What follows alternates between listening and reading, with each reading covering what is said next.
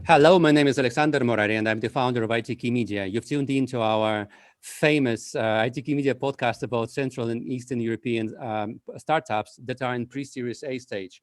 Our guest today is nobody else than Wiktoria Wójcik, the co-founder of inSTREAMLY, an automated streamer management platform which brings brands and streamers together in a new ecosystem, which we will discuss later on. inSTREAMLY also automates the process of displaying content on multiple channels, making live streaming more accessible for brands and media industry. Hello, Wiktoria. Hi, Alex. Look, pre-recording, we discussed with you like what's in store for the company, and you said that the company started as a let's say a creator of inSTREAMLY platform, but now you have more ambitious plans to develop this into a whole new ecosystem. Let's try and define this ecosystem from your point of view. What you're trying to do and what kind of buzz globally. I understand that's the ambition. And we'll use this as a warm-up for before this scenario. All right, so let's start with what you described first, because first you said about the platform that automates streaming content to multiple live streaming channels. This is our base product. inSTREAMLY is a marketplace that connects brands and streamers and lets them work together. This way, it's easier for a brand to work with 1,000 smaller streamers instead of like one biggest. And for streamers, it means that streamers that have previously not had access to any sponsorships at all now get the ability to work with top brands. And on top of that, we also created StreamKoi. StreamKoi is a SaaS streamer management platform for esports organizations, agencies, tournament organizers, basically anyone that works with streamers. And why is it a separate platform? And why are we even doing it? Because we first started making inSTREAMLY as an idea, and we started using it working in an esports organization. And we just needed a tool to manage our own streamers. Then we moved to making a huge network of streamers and connecting brands with it. But we haven't forgotten that the first use case we had was people who already had the inventory of streamers. So they don't need to be connected to new ones, but they want to manage them. So we created StreamKoi on top of that. And what's important, StreamKoi and inSTREAMLY connect as a SaaS-enabled marketplace, so esports organizations can join inSTREAMLY campaigns, and in 20% of our campaigns, they are participating in it. So for brands, it's also an added benefit that they can be displayed within channels of top esports players in the world. And on the other hand, esports organizations can also run their own campaigns on a broader network of streamers if they need it. So this was this step, but what else? We started out in Poland with Streamerzy.pl. It's the biggest ranking and statistics sites about live streaming in Poland. And this was like the invention that was on the market since 2016. One of our co-founders, Damian, was running this site. And first we started using as a go-to-market strategy to get just more streamers in Poland because they were reading it. And now we have seen that there is no such website, localized rankings about streamers with like high quality content about live streaming and how to be a streamer in many local markets. So what we are doing, we are copy pasting the one thing we had this website we had successful in Poland and translating it to other markets. We'll be launching in Germany in 2 weeks, I think. And also there are other countries on the list soon. And the fourth thing, Genki.me is a new product we developed in like 6 weeks or something from the moment we greenlighted it. It's basically a new way for creators to get monetized. So not only live streamers, but any creators. Basically, it's an extension that fans install and the creator gets a commission out of their purchase on any shops in the world. And this way the creators can get money to work, to be supported by fans, but fans do not have to pay anything extra to support them, and creators do not feel like begging. And all of this is within this ecosystem of building things that help streamers earn money, grow, and others to work with those streamers. quite a diversified, number of like targeted niches and verticals in a way, and stakeholders.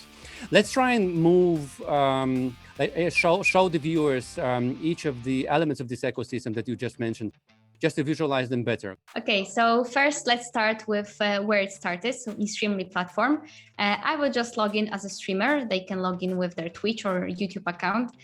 And when they log in, they can see the available campaigns they can join and see the details of the campaigns they can join, how they will look like on stream, how much money will they earn, what games are it's suitable for, or it will be not seen on some games.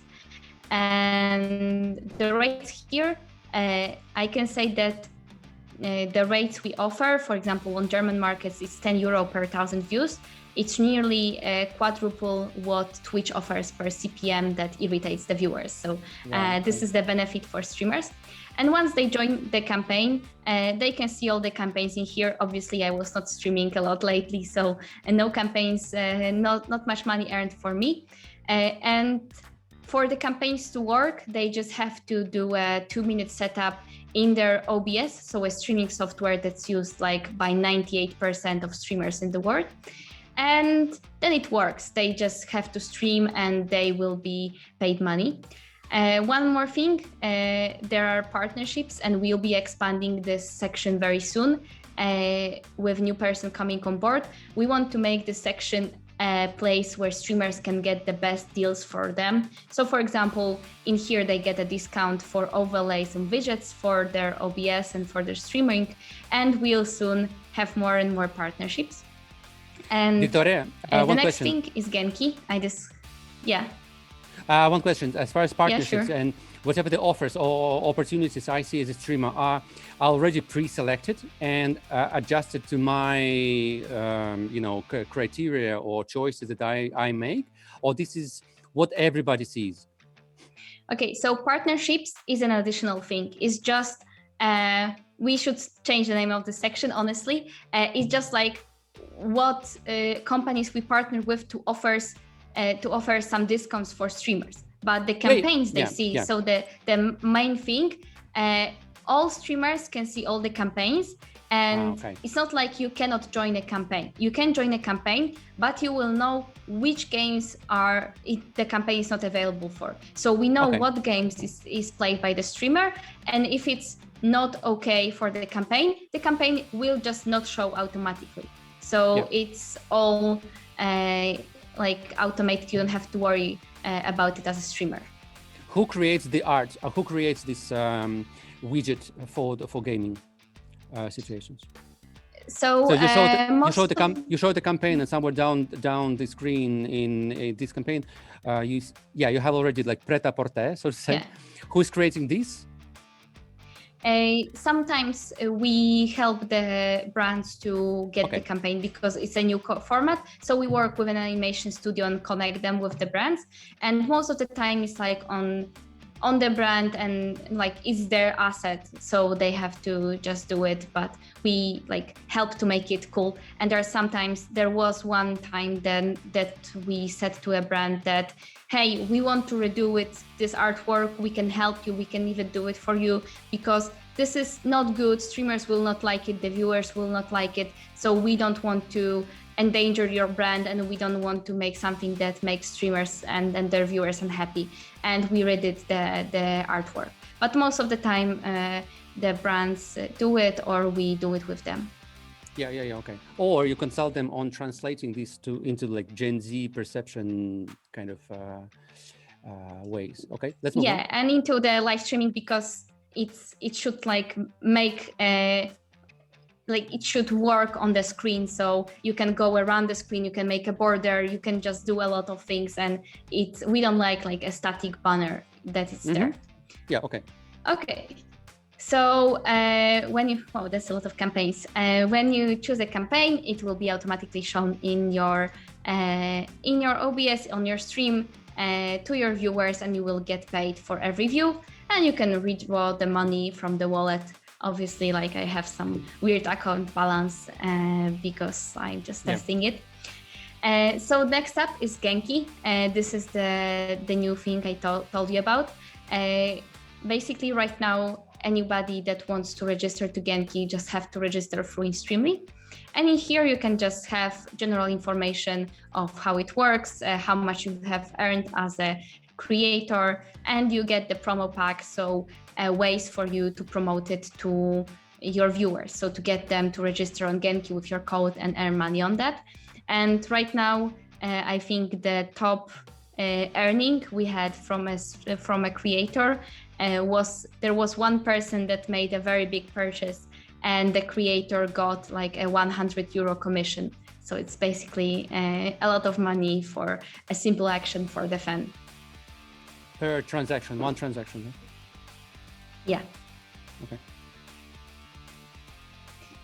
Okay, so that's it for the inSTREAMLY dashboard. It's very simple. Of course, you can log in and register if you have a YouTube account or a Twitch account. So if anybody is watching it and wants to poke around, you can do it. For StreamKoi, it's very similar. So the dashboard looks very, very similar. Streamers log in here, and they log in the same way as inSTREAMLY. Yeah. I have to reauthorize it. And basically, they will see the campaigns that their brand, that their agency or esports organization have put them in. And also they can use overlays on their stream. So for example, there are parts of stream that you want to see only on a certain occasion. So for example, a border at your camera, a starting soon screen, etc. You can provide those assets via StreamKoi. And anytime you update the asset in the StreamKoi as a esports org, this will get updated on all streams at once. So you can do a camera border and you can switch it for one day because there is like a huge win, or for Valentine's Day, and it will get updated on all of the streams at once and no need to send it to streamers. Soon in here will also StreamKoi users, so esports organizations, will be able to automatically join the campaigns, because right now it's done like not via StreamKoi software, but via inSTREAMLY software, and you will see all the campaigns that you are in inSTREAMLY campaigns. Okay, cool. So this is it, and StreamMeasure.pl, I'll show you. It's a very simple site with the ranking of streamers. Meet the best streamers and become one of them. I think we already have translated into English, so that's good. I have my browser set in English, so you can understand it, because normally it's in Polish. And you can see the ranking of streamers, female streamers based on games and etc. And when you go to somebody's profile, they can also log in and add their information as their social media, their age, their city, and we'll get to some other features soon. And you can see the detailed statistics of every streamer and what kind of hardware do they use. And data capturing is automatic, of course, and all behind the scenes and so on. Okay. And this is StreamMeasure.pl. Yeah, and you mentioned automatic. Yeah. And you mentioned that you want to clone this into other markets, including Germany as #1 target, right? And this will be dstreamers, whatever.de, I understand. And have you already started to gather the rankings and streamer lists and so on? And how do you do that? Yeah, we've been out of wonder. Yeah, we've been gathering the data for bestandstreamer.de. It's gonna be the official website name. So it translates to best streamers in Deutschland. And we've been gathering data for a couple of months already, and we also started gathering data for French streamers. So it's not gonna be like you will see only data for June, you will see data also for historical months. Okay. In the meantime, okay. Is it expensive to, let's say, to gather this data about new markets, French, Germany, which is by like multiple times bigger than Polish market, I understand? It's not that hard because you gather it from Twitch API. So of course, you need some database optimization for it, but it doesn't mean that it's just like very, very hard. So we've been gathering data for a while, but the difference between German and Polish market is like double the size or triples the size. So it's not that much in terms of database use. Okay, speaking of first round of our scenario, let's say we have this already behind. Now let's move on to round two, competition. So you described ecosystem that you are building. You described this go-to-market kind of platform like StreamLY, similar for German, French market and so on. What about competition? Competition for the complex solution or ecosystem kind of approach. Do you have any? And if yes, like which ones you want to follow to follow, and which ones you want to crush as soon as possible? Okay, I think we have competitors for each product right now, more or less than on the ecosystem. So for the ecosystem, I would say that Streamlabs or StreamElements are doing a similar thing in terms of building for streamers, but we deliberately do not focus on the things they do the best. So they do the best all the widgets, all the alerts, or the like making your stream pretty part.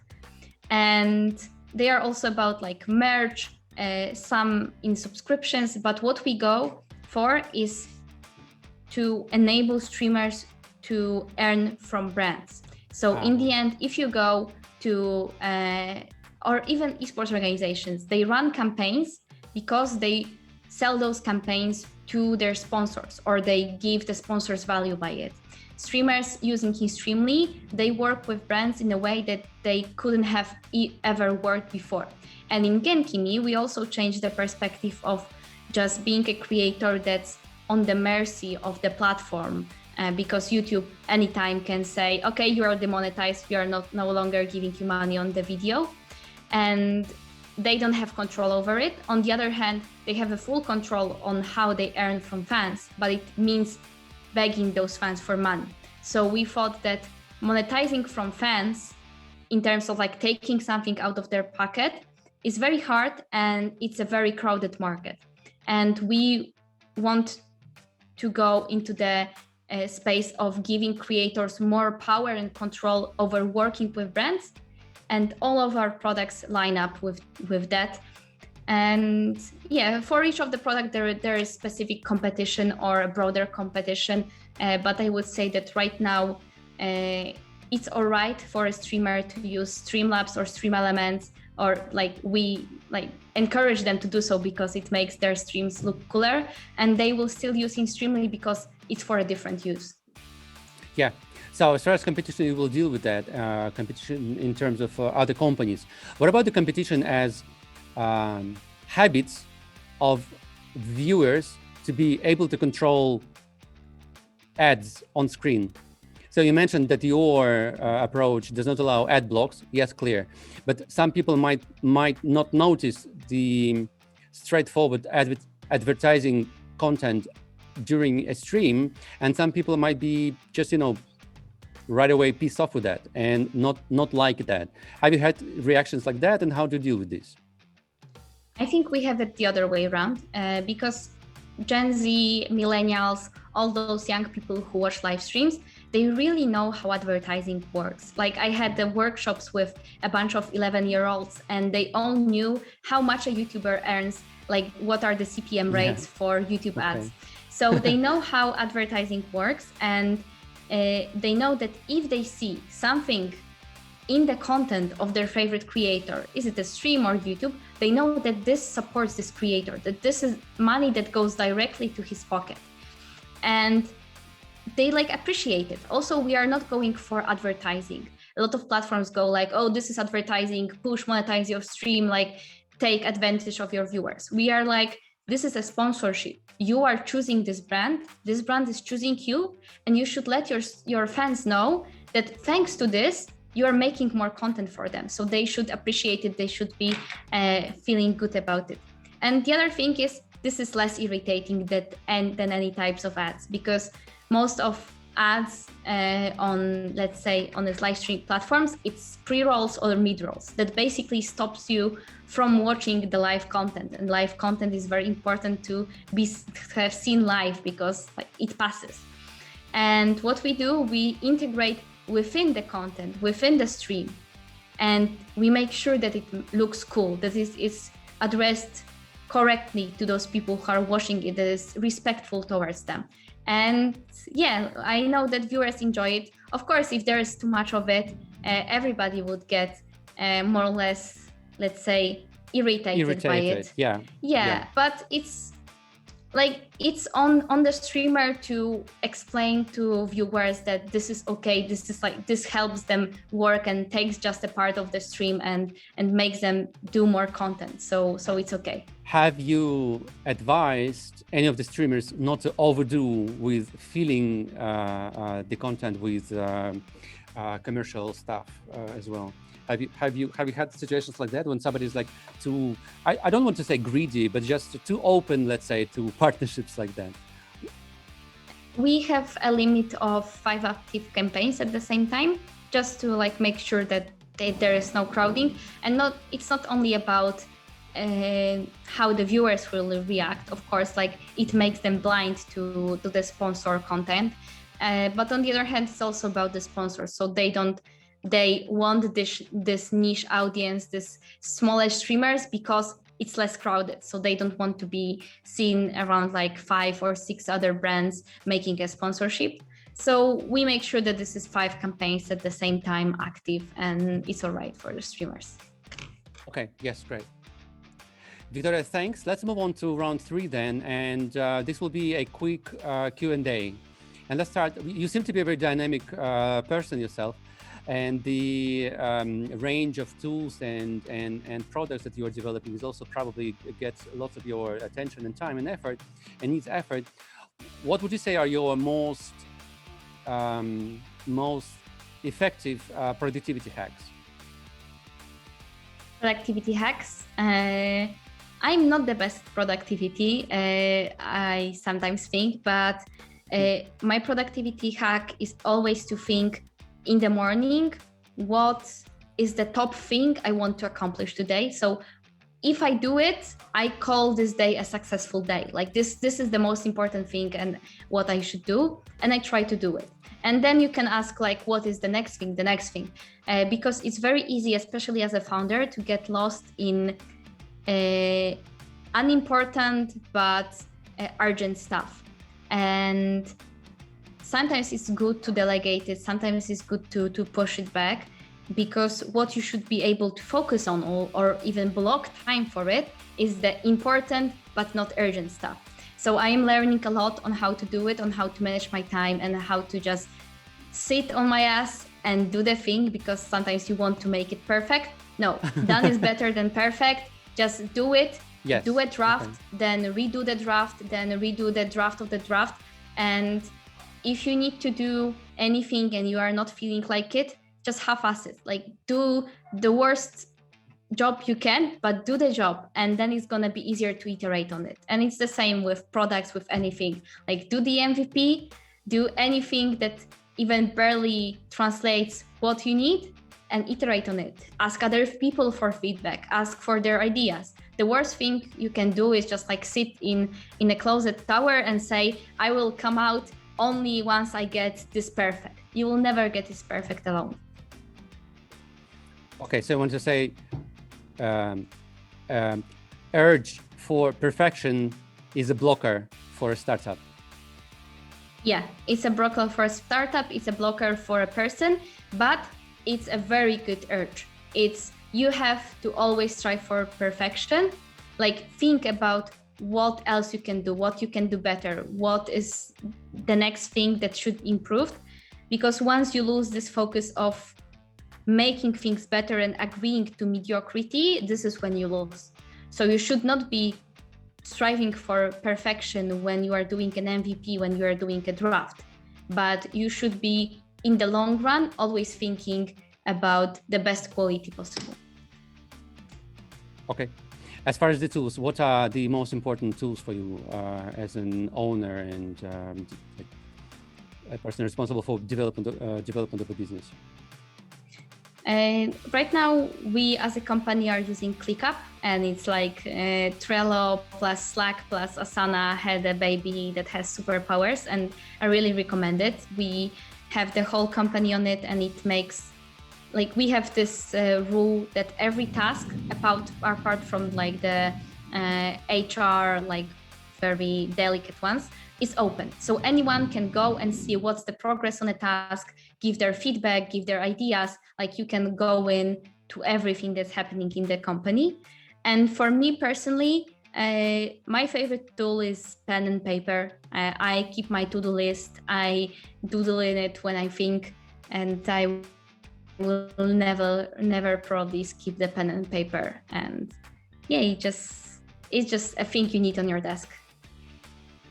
Good old pen and paper. Okay. And as far as ClickUp, you would recommend it to. You think it's capable of replacing Trello, Asana, Slack, all of that, right? Yeah, we switched from Trello to ClickUp, and we never use Slack. We have Google Chats, but they are just like for informal, very informative stuff. Like we don't work on chats. We maybe can like bump somebody, but everything is in comments. So you can do a lot of customization. There is like a bit of steep learning curve to get to know ClickUp, but I would really recommend it to everyone. Okay, so back to your history in this company. What would you do today differently based on what you know by now already in the company? And the company has been around for around what, 2 years right now, right? Which 1.5 years, yeah. Yeah, which one of the two like decisions you would execute differently, or you would make a different decision today? I did not have like a big fuck up. I would say I would be on one hand more critical and more demanding. So there are sometimes that I was to yourself very or polite. To yourself or externally? And if external, where you mean in the team or with clients, with like service providers or something? With the goals, like with the quality of what we do. There are some things we are addressing right now that we could have addressed before. But it's always like you say that you never fire too late.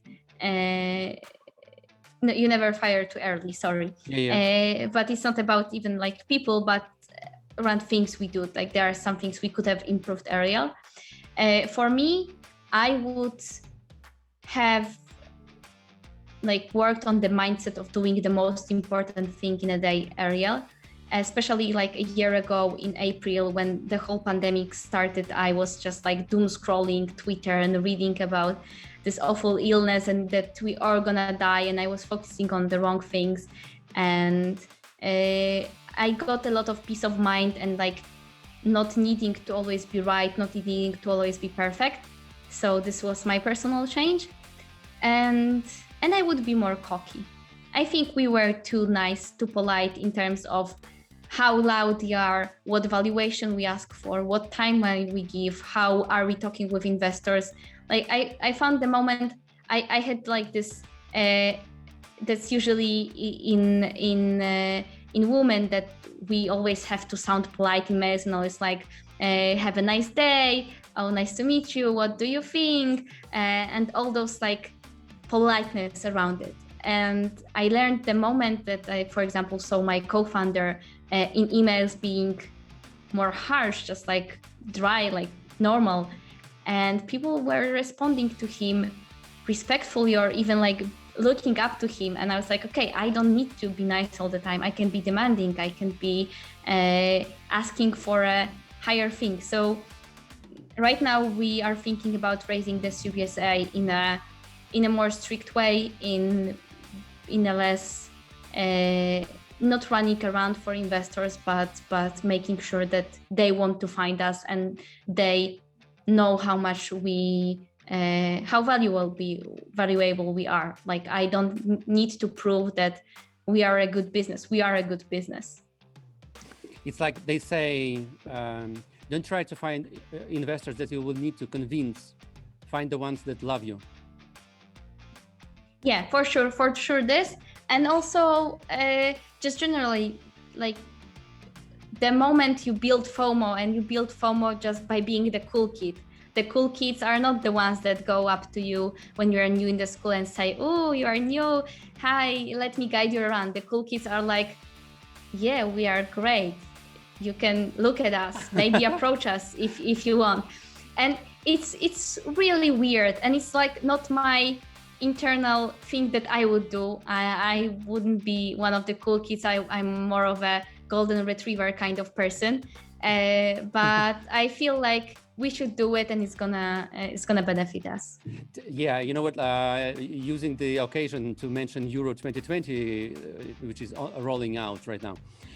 So you want to be, as a startup founder, you want to be rather Zlatan Ibrahimovic style. I know he's not playing, but anyways, Zlatan Ibrahimovic style kind of a player. So you know your value, and you know everybody has to respect. And when somebody asks you, are you the best player in the world? It's like, are you crazy? Of course. Who else?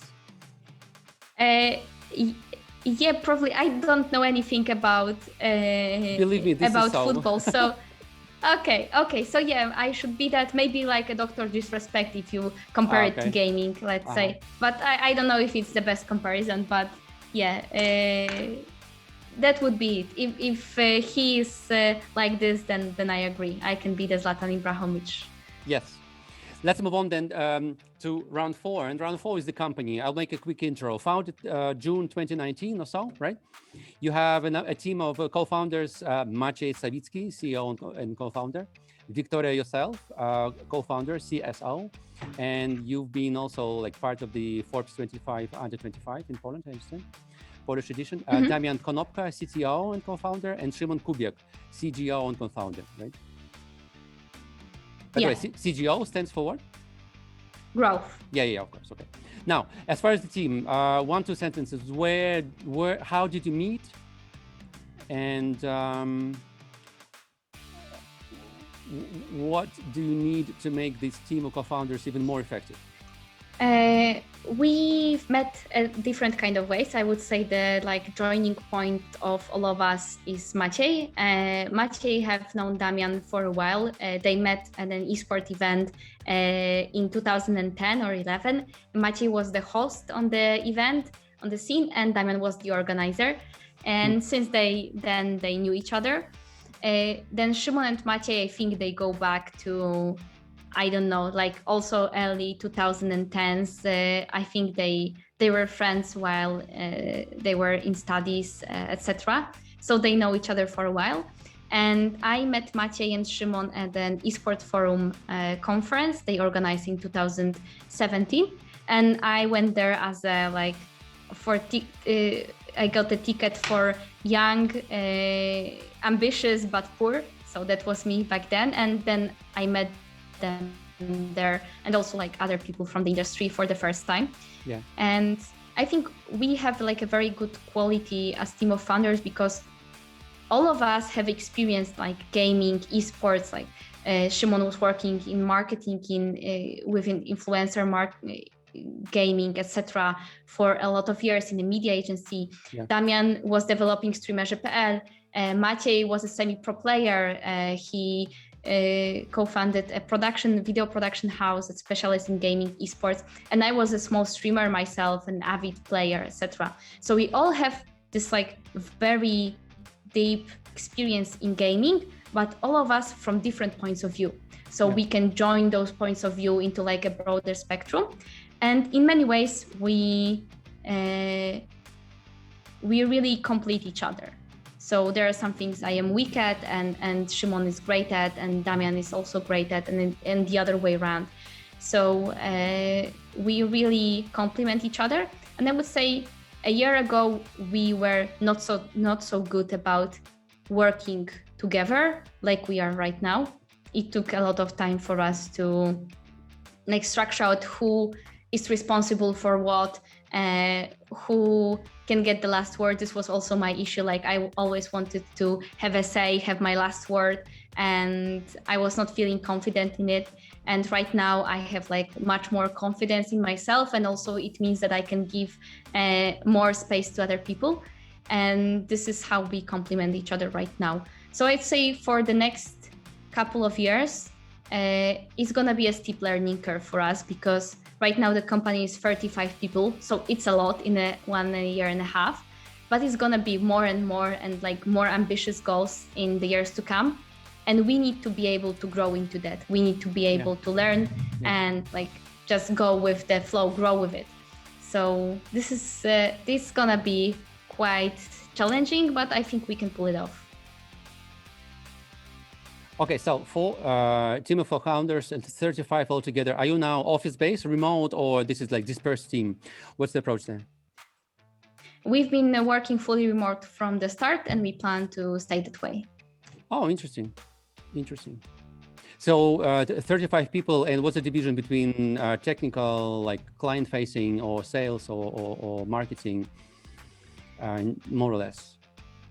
I would say there's like 6 people, more or less 6 in the technology and product, 6 to 8, because like, for example, for StreamKoi, and this is maybe important, we believe in having an owner of a certain product and for other departments to deliver for that owner. So for example, for StreamKoi, we have Jakub Janaszek, who is the owner, and he's working with Angelika for client service, and he takes care about everything from product description to sales to client service, and he then outsources parts of it, let's say outsources to the other departments. So he says, okay, we need this and this feature, to the technology department, to the marketing team says, I need this and this copy, etc. Okay. And we do the same for Genki right now and for Streamerze.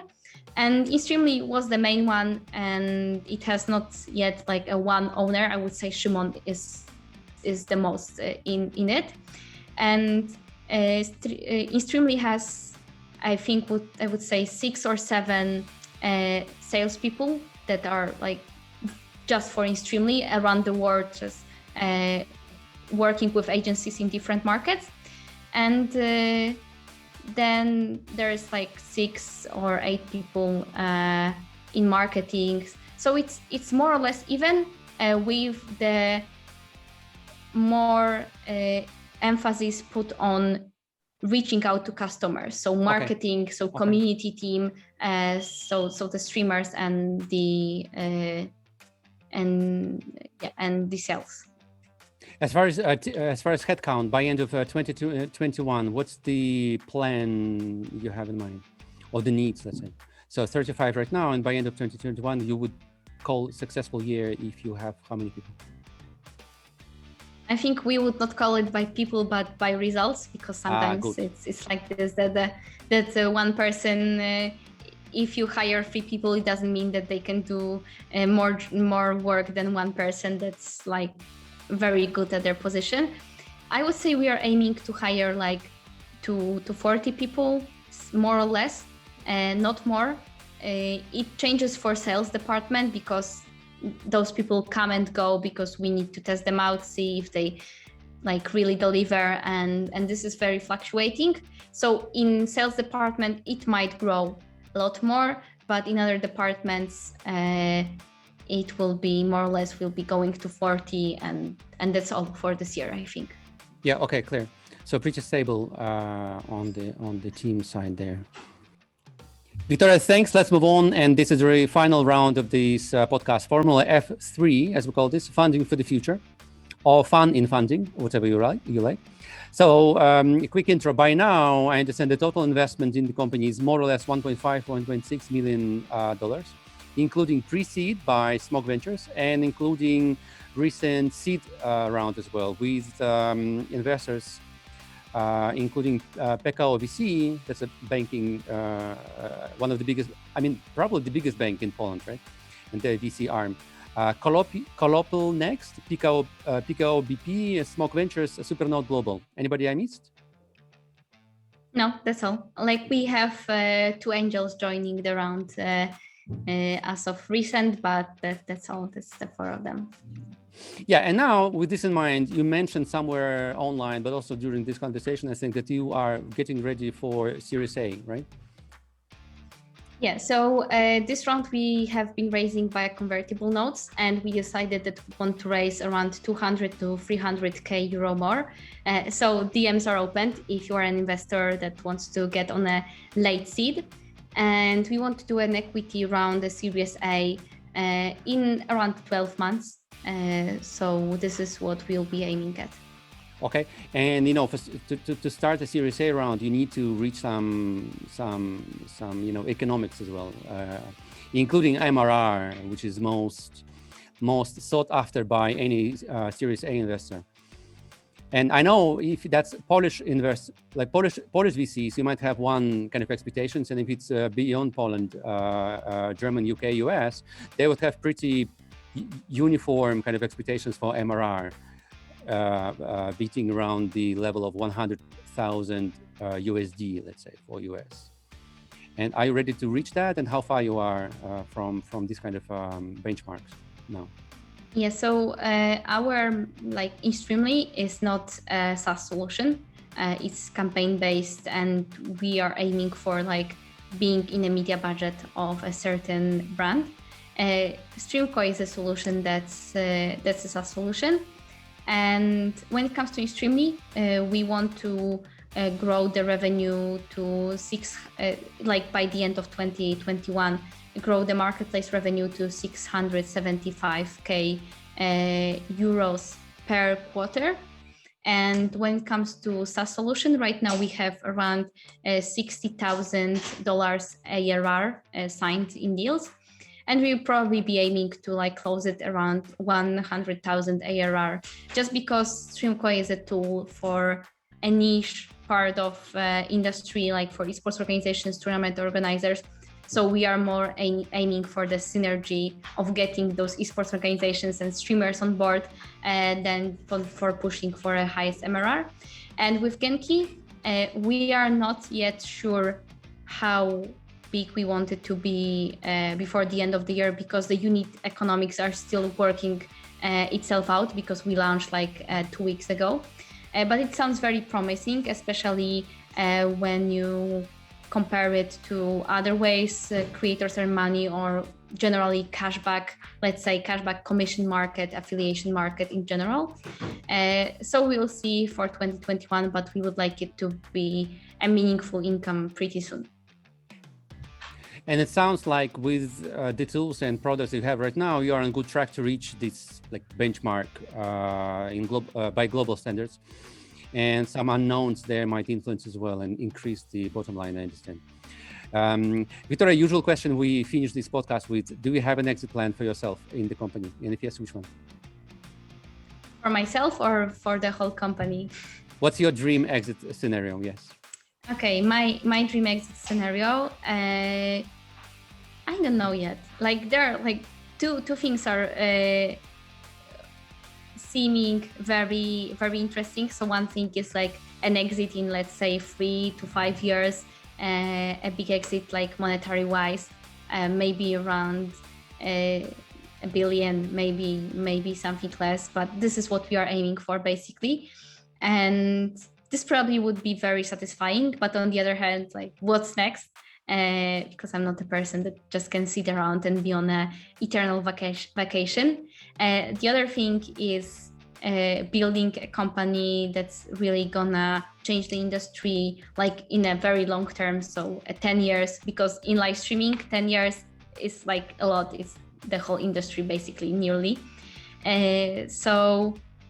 And then seeing where it goes, if it goes to IPO, if it goes to acquisition, if it goes to anything.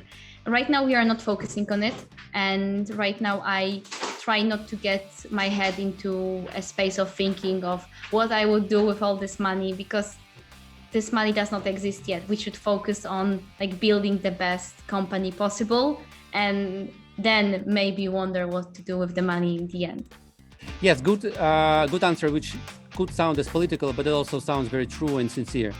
Wiktoria, thanks a lot. It seems that you are on path to create, just as I said a couple of times, an empire in this streaming environment.